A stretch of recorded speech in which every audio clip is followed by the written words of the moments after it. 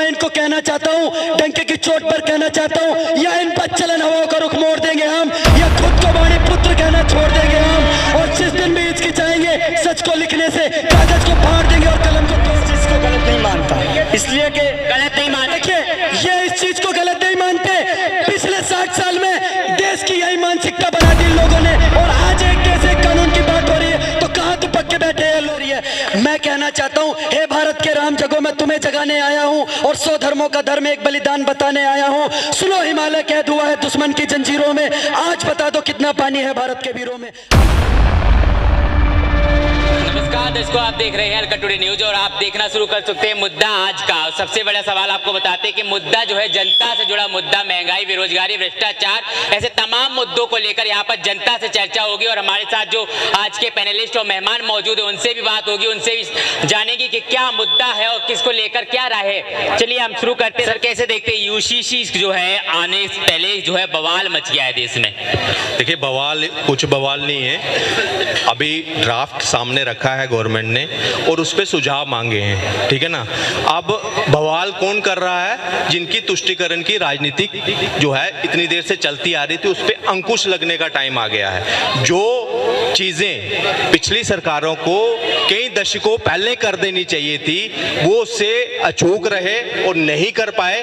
आज जब मोदी सरकार उसको अगर कर रही है तो उनकी पेट में दर्द उठा हुआ है। और कई ऐसे मुल्ला मौलवी जो हैं, जो कहीं ना कहीं जो है महिलाओं को इक्वल दर्जा नहीं देना चाहते थे, वही लोग आगे सामने आ रहे हैं। जो आज भी प्रोग्रेसिव मुस्लिम हैं, वो आज इस बिल के समर्थन में हैं और चर्चा होनी चाहिए। ये चर्चा का विषय है, अपना सुझाव दीजिए। मैं कह रहा हूं, अगर किसी को आपत्ति है वो अपनी आपत्ति भी वहां दर्ज करिए कि किस बात पे है, उस पे मंथन होगा, सब कुछ होगा। यहाँ कोई वो चीज नहीं है कि एक सुप्रीम कोर्ट का फैसला भी एक बार सिर्फ शाहबानो केस में बदल दिया गया था, अपोजिट कर दिया गया था, सिर्फ और सिर्फ धर्म की राजनीति के लिए, तुष्टीकरण की राजनीति के लिए। मगर यहाँ इक्वल आपको एक मौका मिल रहा है, आप उस पर करिए। और सबसे ज्यादा अगर इसमें बेनिफिट अगर किसी समाज को है, हिंदुओं को तो है एक इक्वल दर्जे के, तो वो तो पहले भी मान रहे थे, मगर सबसे ज्यादा अगर इसमें तो मुस्लिम समाज की, उनकी महिलाओं को जो इक्वल राइट का हक है। विपक्ष तो कहता है नहीं कि 9 साल हो गए सत्ता में बैठी हुई बीजेपी को, लेकिन अब तक मांग क्यों नहीं? जब इलेक्शन की बात आ गई तब यूसीसी ले आई। मैं देखिए, इलेक्शन की मान, ये तो बात ही सरासर बेबुनियाद है। हमारा देश में ऐसा कोई साल बताओ जिसमें चुनाव ना होते हो?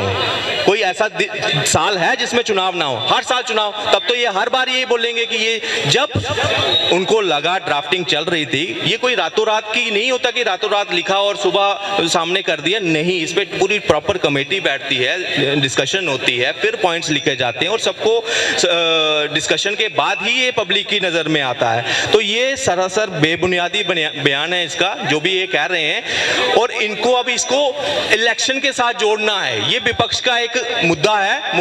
विपक्ष के पास और कोई मुद्दा नहीं है। मोदी जी हर जगह अपने झंडे गाड़ रहे हैं, सब कुछ है, विकास के नाम पर हो। इनके पास कोई मुद्दा है विपक्ष के पास? अब जनता कितनी तैयार है यूसीसी मुद्दे के लिए? जनता, देखिए, जनता पूरी तरह से तैयार है। यूसीसी जो सो कॉल्ड सेकुलरिज्म का सुरमा इस देश में घुमा करते थे, एक दिन ये भी था जो सेकुलरिज्म को जोर जबरदस्ती ठूसा गया। आज जब सच्चे मायने में सेकुलरिज्म का बात आ रहे हैं और इस समानता में भी कोई सांप्रदायिकता ढूंढने की कोशिश कर रहे हैं, तो ये उनका नजरिया का गलत है, नजरिया का अंदाज गलत है। तो आज सवाल उनसे होना चाहिए। आप अभी बोल रहे थे कि ये चुनावी मुद्दा है। जनसंघ स्थापित कितने में हुआ? 51 में, 1951 में। 1980 के दशक में भाजपा जब स्थापित हुआ, भाजपा का जब जन्म हुआ, तब से लेकर आज तक राम मंदिर हो, 370 का मुद्दा हो और ये यूसीसी का मुद्दा हो, तब से लेकर आज तक। तो मतलब आप ये कहना चाहते हैं कि आज से 1980 के दशक में ये पता लग गया था कि 2014 में हमारी सरकार बनने वाली है। वो तो कोर मुद्दे में से एक मुद्दा ये है, राम मंदिर जैसे बनने, भव्य राम मंदिर बनने की तैयारी में है अभी, फिलहाल गगनचुंबी मंदिर निर्माण हो गए हैं, ये भी कोर मुद्दों में से एक मुद्दे हैं। 370 तो ऑलरेडी हट गए हैं और आने वाले समय पे ये भी जरूर हटेगा, क्योंकि इस देश में सच्ची मायने में अगर सेकुलरिज्म को रखना है तो ये मोदी सरकार ने करके दिखाया। वरना ये एक वर्ड जोड़ देने से सेकुलरिज्म का, ये सच्चे मायने में सेकुलरिज्म नहीं होता है। सेकुलरिज्म तो ये होता है कि सबके साथ सबका विकास, सबका विश्वास और सबका प्रयास, ये अच्छी सेकुलरिज्म है। जो अगर घर मिली है, अगर 3 करोड़ घर दिया जाता है तो सबको दिया जाता है। अगर 12 करोड़ टॉयलेट दी जाती है तो राम को मिलता है, शाम को मिलता है, जदू को मिलता है, अब्दुल को भी मिलता है, अब्बास को भी मिलता है। ये सच्ची सेकुलरिज्म है। अगर रोड बनाए गए हैं तो किसी हिंदू के चलने के लिए नहीं बनाया गया है, हिंदू, सिख, ईसाई, जैन, मुस्लिम सबके लिए बनाया गया है। ये सच्चा सेकुलरिज्म है। तो आप कहां से इसको समीकरण को जातिगत तौर पे देखते हैं और कहीं से देखिए, एक विशेष सेकुलरिज्म का सुरमा मानने वाले, जो सेकुलरिज्म को मानने वाले, और एक जमाले जमात को कोई खुश करने के चक्कर में ये सब भ्रमजाल फैलाया जाता है, जो आज खुद भ्रमित हो चुके हैं, जो भारी भरकम भ्रम का शिकार बन चुके हैं। वही विपक्ष आज खुले मैदान में इसको सांप्रदायिक रंग देने का कोशिश कर रहे हैं, जाकि समानता को बिगाड़ सके। आर्टिकल 29 और 30 कहता है कि धार्मिक स्वतंत्रता नहीं छीनी चाहिए। धार्मिक स्वतंत्रता को लेकर जो है और लोगों से बात करें, क्या कहें? 1 मिनट आपके पास फिर से। किस चीज पर बात कर रहे हैं सर? यूसीसी पर। सर देखिए, एक देश एक कानून, ये इस देश की मांग आज से नहीं है, ये 1947 से, जब से मतलब भारत आजाद हुआ तब से है। एक बात बताइए, अगर पुरानी पार्टियां नहीं कर पाई हैं और भारतीय जनता पार्टी कर रही है तो देर है दुरुस्त है, इसका सबको स्वागत करना चाहिए। आप अगर पहले उन्होंने तुष्टीकरण की राजनीति करके, फूट डालो और राज करो की राजनीति करके एक विशेष समुदाय को दबाया गया, उसके बाद उन्हें उनके अधिकार नहीं दिए गए, ऐसा कर करके उन्होंने उनको दबाने का काम करा। पर अब जो केंद्र की सरकार यूसीसी ला करके उनको उनके हक दे रही है, उनको बढ़ने का अवसर दे रही है, उनको हमसे जोड़ा जा रहा है, बराबर में लाकर खड़ा करा जा रहा है, तो लोग इस पर राजनीति क्यों कर रहे हैं? मैं ये कहना चाहता हूँ, अगर बात हो रही है अल्पसंख्यक को दबाने की, तो देश में अल्पसंख्यक जैन समाज के लोग सिर्फ 1% हैं। पर अगर आपकी जानकारी के लिए बता दूं, भारत में जितना टैक्स आता है उनमें सबसे ज्यादा योगदान जैन समाज के लोगों का होता है टैक्स पे करने में। इस बात को हमें समझना होगा और बारीकी से ध्यान देना होगा।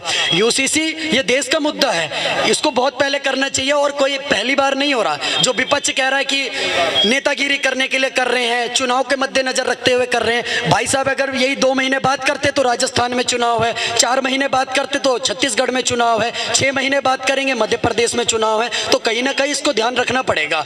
और ये जो तुष्टीकरण की राजनीति है उसको भारत की जनता बिल्कुल नकार रही है, सिरे से खारिज कर रही है, इसलिए बाकी विपक्ष जो है वो कमजोर हो रहा है। सर जरूरत क्यों पड़ रही है यूसीसी? सर यूसीसी सिर्फ हमारे इंडिया में नहीं, आप पाकिस्तान जैसी कंट्री देखो, वहाँ भी समान नागरिकता संहिता कानून है। ऑस्ट्रेलिया देखो, आप यूएसए देख लो, सब जगह। इंडिया में क्या प्रॉब्लम हो रही है? अगर एक घर में अगर एक कानून नहीं होगा तो क्या होगा? मुस्लिम के लिए अलग, हिंदूज के लिए अलग, मतलब सारे रूल या सब कानून अलग। तो सुप्रीम कोर्ट का, ये खुद सुप्रीम कोर्ट ने बोला है कि तुम यूसीसी लाओ, गवर्नमेंट को ये बोला गया है। यूसीसी आज का मुद्दा नहीं है, ये जब हमारा देश विभाजित हुआ था तब से यूसीसी को लाया है, ठीक है। अब तो गवर्नमेंट इनको रूपे ला रहे हैं, लेकिन प्रॉब्लम उनको हो रही है जो हिंदू मुस्लिम की राजनीति करते हैं, जो हिंदू मुस्लिम की रोटियां सेकते हैं। कुछ जो नेता अपने क्षेत्रवाद की तरफ या अपने रिलीजन को लेके जो कट्टरवाद रहे, प्रॉब्लम उनको हो रही है, बाकी किसी को प्रॉब्लम नहीं हो रही है, ठीक है। यूसीसी मुद्दा पूरे इंडिया का है और यूसीसी आना चाहिए। ये एक घर के अंदर अगर मान चलो एक घर है, उसमें 4 लोग रहते, क्या आप चारों के लिए कानून अलग अलग लाओगे? एक घर एक मुद्दा। हम सब भारतीय है, वी आर ऑल इंडियन, और हमारे लिए यूसीसी सबके लिए समान है और ये आना चाहिए। और मैं मुस्लिम भाइयों से ये रिक्वेस्ट करता हूँ, इसका भी आप दिल खोल के स्वागत करो, दिल खोल के इसका वेलकम करो। पर मुस्लिम संगठन कह रहे हैं कि जो है हिंदू धर्म थोपा जा रहा है हमारे ऊपर। नहीं, किसी तरह से थोपा नहीं जा रहा। मुझे लगता है कि ये एक बीजेपी का, जब बीजेपी पार्टी जनसंघ की शुरुआत हुई थी उस समय से ही बीजेपी का मुद्दा है ये यूसीसी, और हर इलेक्शन में उनका ये मुद्दा था, लेकिन सही समय आने पर ही अब वो इसे लाए हैं। लेकिन इतना देर कर दी ना, ये बात तो है। कोई देर नहीं है, देर आए दुरुस्त आए। जो हर बार हमने सांसद, हमने एमएलए इसीलिए चुने थे कि जो कमियां हमें उस वक्त बाबा साहब ने निर्देश देकर गए थे वो पूरा नहीं कर पाई।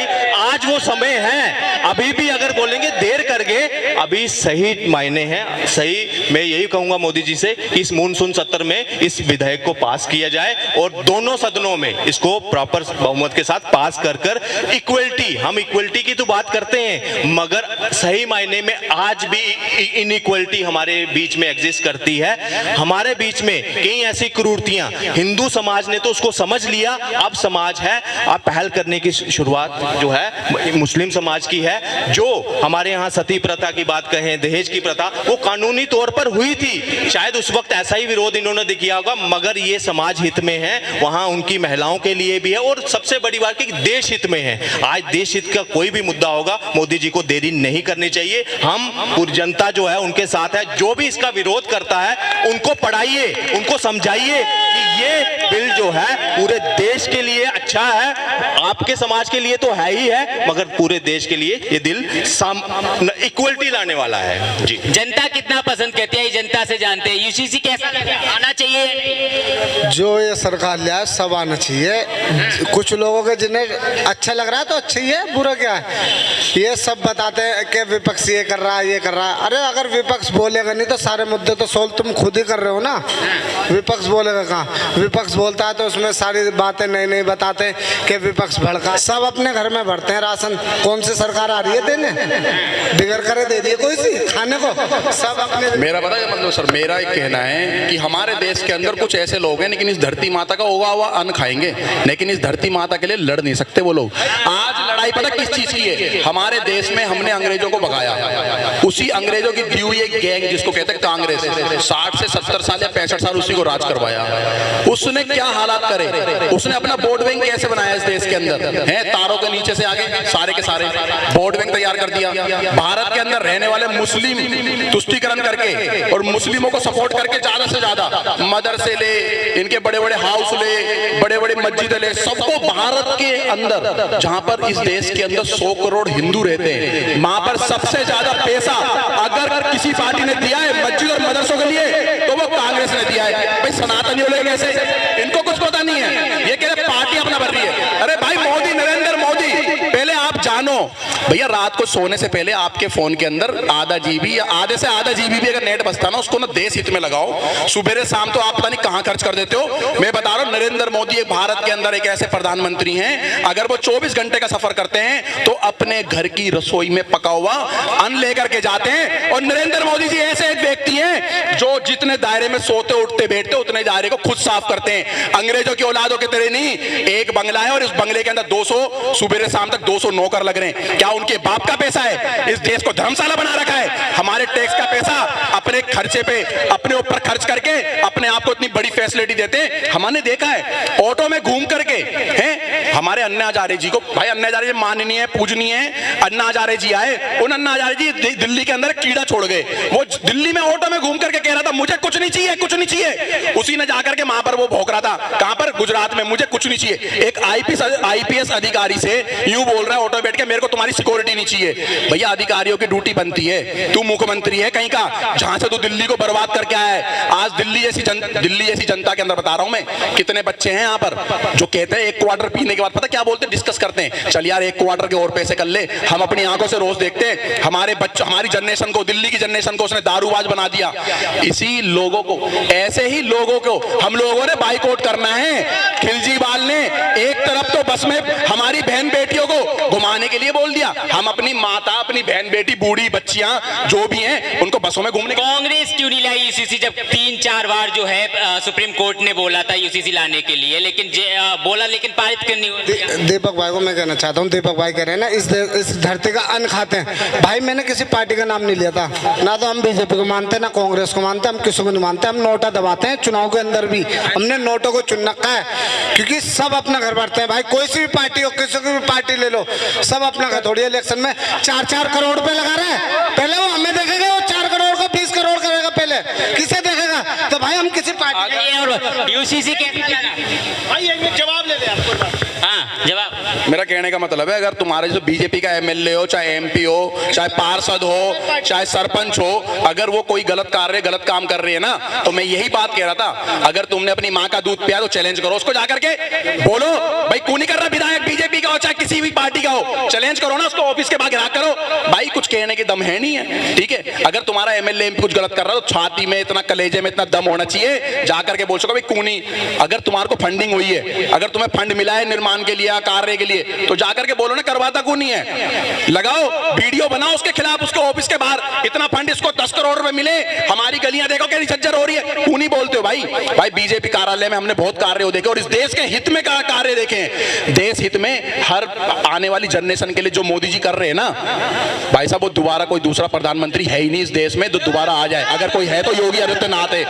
3 तलाक पर बवाल उठ गया था सर। हाँ जी बोलो 3 तलाक पर बवाल उठ गया था, यूसीसी पर भी बवाल उठने लग गया है। सर 3 तलाक पे बवाल उठा था, लेकिन वो उठना नहीं चाहिए था, लेकिन मोदी जी ने एक सराहनीय कदम उठाया था जो है 3 तलाक खत्म करा है, क्योंकि 3 तलाक में मुस्लिम बेटियों के साथ अत्याचार होता था, अत्याचार होता था और उसको खत्म करा। और मैं आपको एक बात बताऊंगा, जब इनसे पूछा था जो है जमीयत उलेमा हिंद के बनते हैं अरशद मदनी, इनसे पूछा था कि भाई आप ट्रिपल तलाक पे वो क्यों चाहते हो, कि उसका पक्ष क्यों नहीं करते, तो उन्होंने कहा था अगर हमारी बच्चियों जब शादी होती है, अगर 3 बीवियों से भी बच्चा ना हो तो फिर हमें चौथी शादी करनी पड़ेगी उससे बच्चा करने के लिए, तो इसलिए हम उसको जायज मानते हैं। तो इनकी ये सोच है। हिंदू एक्ट क्या क्या होगा अगर सर यूसीसी आता है तो क्या हिंदू एक्ट खत्म हो जाएगा? देखिए, हिंदू एक्ट या यूसीसी एक्ट की बात नहीं, यहाँ बात है इक्वलिटी की, ठीक है ना। आज आप सिर्फ ट्रिपल तलाक का जो इससे पहले हुआ उसका विरोध हुआ, मगर उसके साथ आपको क्या चीजें यहाँ खत्म हुई हैं आप इसका अंदाजा नहीं लगा सकते। आज 75 साल के बाद भी हमारे भारत जैसे देश में हलाला जैसी क्रूरतियां अभी भी एग्जिस्ट करती थी। मतलब आप एक तरफ तो कोई रेपिस्ट है, आप उसके समर्थन में खड़े होते हो, मगर वही अपने घर में जो आपकी अपनी लेडी है उसको वहां गलती मर्द करता है, मगर सजा किसको मिलती थी? औरत को मिलती थी। तो अगर उसको बदलाव कर अगर वहां की औरतों को बेनिफिट हुआ है तो यूसीसी के लिए क्यों हिंदू मुस्लिम का, ये सबको समान अधिकार देता है। अगर सेकुलर हमारा देश है तो फिर ये चर्चा क्यों हो रही है? सबसे बड़ी बात तो यही है कि ये सिर्फ राजनीतिक मुद्दा बनकर रहा था पहले, तुष्टीकरण की राजनीति, सिर्फ और सिर्फ अपीजमेंट, एक समुदाय को खुश करने के लिए। आज बराबरी की बात होगी, आज पूरा यहाँ इंडिया जो है ना, पूरा भारत आज इस कानून के समर्थन में खड़ा होगा, और जो इसके विरोध में है तो उनको आप चिन्हित करके रखिए और उनका इतिहास खंगालिए कि ये कब कब देश के लिए इन्होंने क्या क्या लाया और कब कब इन्होंने देश में हिंदू मुस्लिम कर जो बीज बोने का काम किया था, ये कब कब किया है। और उनको जब ये वोट मांगने आपके पास आए तो इनको इनके औकात दिखाएं। हिस्सा लोगों शरीयत कानून क्या है? क्या है शरीयत? आप जानते हैं कानून के बारे में? हाँ हाँ, मैं बसपा हो, कांग्रेस हो, सपा हो, मैं सब पार्टियों से अनुरोध करूंगा कि इस कानून का विरोध नहीं करना चाहिए। ये कानून सही है बिल्कुल, और होना भी चाहिए। एक देश एक कानून होना चाहिए, और इसमें हमारे पीएम मोदी से एक रिक्वेस्ट करूंगा कि इसे तत्काल लागू किया जाए, तत्काल लागू किया जाए। हमारे देश में ना ही कोई गरीबी है, ना ही कोई भुखमरी है। हिंदुस्तान सबके, हिंदू मुस्लिम भाई, हिंदू मुस्लिम सब भाई है। उसमें जो कानून अभी लागू है वो हिंदू मुस्लिम सिख ईसाई और क्रिश्चियन सबको देखते हुए बनाया गया है। पाकिस्तान जिस वजह से बना, वक्फ बोर्ड किस लिए बनाया था? हिंदू मुस्लिम का भाईचारा दिखाने के लिए वक्फ बोर्ड बनाया गया था। यह भारत की तीसरी सबसे ज्यादा जमीन अगर वक्फ बोर्ड को दी गई है तो क्या दामाद बना के दी थी? पूरा करो वक्फ बोर्ड। मैं इतना ही कहूंगा कि जो हिंदुस्तान है जैसे है, हमारे जो कानून है वो रहना चाहिए, और जैसा है हमेशा हिंदुस्तान भाईचारे से जिया हुआ है, अभी तक के जीना चाहिए। मैं इनसे पूछता हूँ, देश में अगर बराबरी की बात होती है, जब हिंदू मुस्लिम सिख ईसाई आपस में अगर बराबर हैं, तो कुछ नियम ऐसे हैं जो मुस्लिम पर्सनल लॉ बोर्ड के नाम पर या किसी के नाम पर एक किसी मतलब औरत के कुछ और हक दिए जाते हैं, आदमी को कुछ और हक। अब वो बराबरी करने का टाइम जो है यूसीसी लेकर आ रहा है, तो आप उसके समर्थन में हैं? अगर इसमें हर किसी को बराबर हक नहीं दिया गया तो मैं नहीं समझता कि उसको लागू करना चाहिए, मैं उसके खिलाफ हूँ। सर देखिए, मैं बताता हूँ आपको। सबसे पहली बात, मैंने अल्लाह राम को देखा, अटल और कलाम को देखा। भारत में अटल बिहारी वाजपेयी और अब्दुल कलाम जैसे मुसलमान, उनको मैं सलाम करता हूँ दिल से। मैं ये कहना चाहता हूँ कि ये मेरा भाई खड़ा हुआ है, अगर आज के यशस्वी प्रधानमंत्री नरेंद्र मोदी जी इसको और मेरे को बराबर करने की बात कर रहे हैं और इस तुष्टीकरण की राजनीति में इनकी मानसिकता खराब करने का काम करा है, आज उसको अगर न्याय मिल रहा है तो कहाँ तक इन लोगों को मिर्ची क्यों लग रही है? ये जायज है कि नहीं है? आज ये मेरा भाई जो यहाँ पर खड़े होकर के इस तरीके की बात कर रहा है, पिछली सरकारों ने 60 सालों से इनकी आवाज को दबा के रखा। एक व्यक्ति विशेष की राजनीति में उनको आगे नहीं बढ़ने दिया गया। वही बाकी जातियों के और समुदायों के अल्पसंख्यक, चाहे वो जैन समाज के लोग हों, चाहे वो क्रिश्चियन समाज के लोग हों, वो कितने आगे बढ़ गए। अभी मैंने डाटा दिया था कि अल्पसंख्यक समाज में जैन समाज भी आता है, वो केवल 1% लोग इस देश में हैं। लेकिन अगर भारत की अर्थव्यवस्था की बात करी जाए तो जितना टैक्स जैन समाज के लोग भरते हैं और किसी समुदाय के लोग नहीं भरते। भारत के टैक्स में सबसे ज्यादा अगर कोई बिल करता है तो जैन समाज के लोग करते हैं। पर इनको बरगलाने का काम, फुसलाने का काम और वोट बैंक की राजनीति का काम पिछली सरकारों ने करा है। अगर प्रधानमंत्री एक भारत श्रेष्ठ भारत के तहत इस आगे बढ़ते हैं और इनको इनका न्याय दिलाना चाहते हैं, तो वही कुछ लोग असुद्दीन ओवैसी जैसे लोग अपने वोट बैंक की राजनीति के लिए, समाज पार्टी के नेता टोटी चोर लोग अपनी वोट बैंक की राजनीति के लिए, वो हाथी वाले लोग, बड़े बड़े लोग अपने वोट बैंक की राजनीति के लिए। ओवैसी कह रहे हैं कि जो वोट बैंक की राजनीति चल रही है, इस पर क्या? मैं किसी राजनीति के बारे में तो नहीं जानता, लेकिन इतना ही कहूंगा कि देश में इतनी होना चाहिए कि हर किसी को बराबरी मिलना चाहिए। सर तो ये सही तो कह रहे हैं, वही तो काम कर रही है सरकार। एक देश एक कानून के तहत सबको बराबर का हक, सबको बराबर का दर्जा दिलाने का काम कर रही है।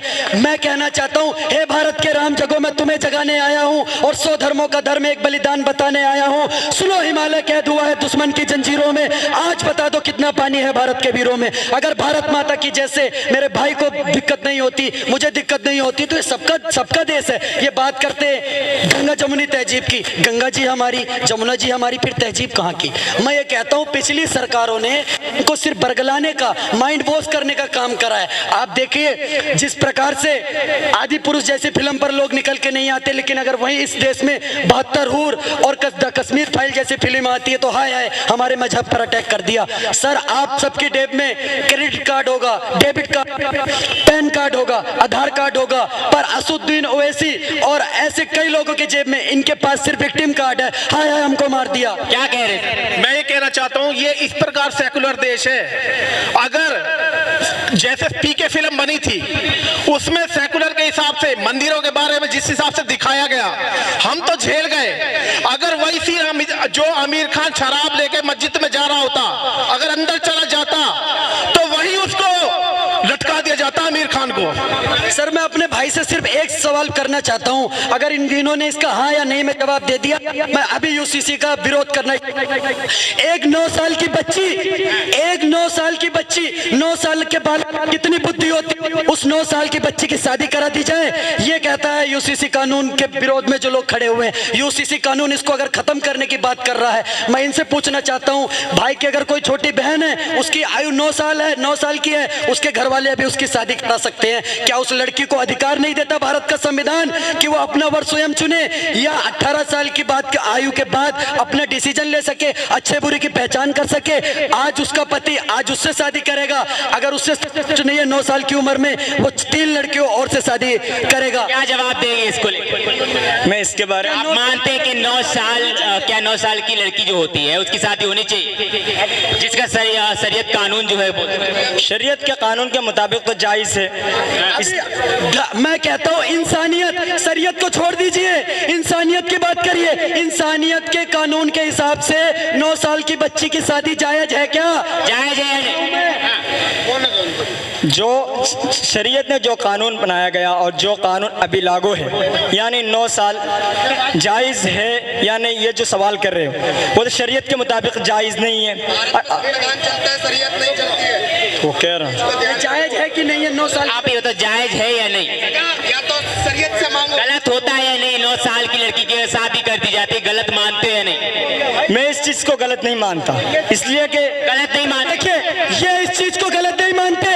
पिछले 60 साल में देश की यही मानसिकता बना दी लोगों ने, और आज एक ऐसे कानून की बात हो रही है तो कहाँ तो पक्के बैठे हैं लोग। मैं इनको कहना चाहता हूँ, डंके की चोट पर कहना चाहता हूँ, या इन बदचलन हवाओं का रुख मोड़ देंगे हम, या खुद को वाणी पुत्र कहना छोड़ देंगे हम, और जिस दिन भी हिचकिचाएंगे सच को लिखने से कागज को फाड़ देंगे और कलम को तोड़ देंगे हम।